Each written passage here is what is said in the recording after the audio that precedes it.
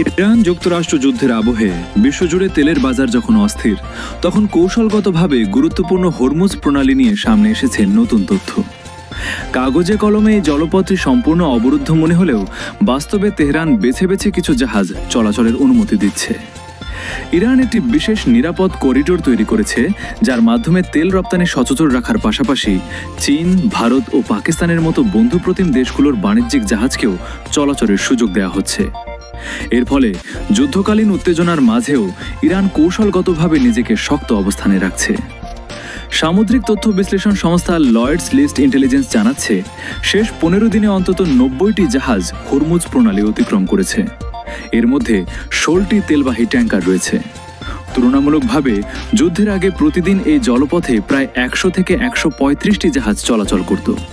যদিও এখন সংখ্যা উল্লেখযোগ্যভাবে কমেছে, তবে পুরোপুরি বন্ধ নয়।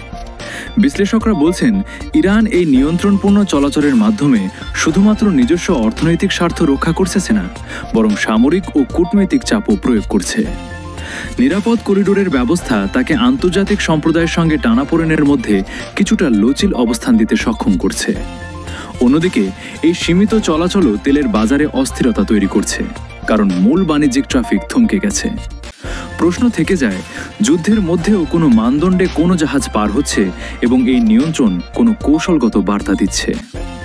ইরান কি শুধুমাত্র বন্ধুপ্রতিম দেশগুলোর জাহাজকে অগ্রাধিকার দিচ্ছে, নাকি আন্তর্জাতিক সমুদ্র নীতি ও চাপের সমন্বয়ে এই ব্যবস্থা চালু করেছে? এটি ভবিষ্যতের আন্তর্জাতিক কূটনীতিক মহড়ায় গুরুত্বপূর্ণ প্রভাব ফেলবে।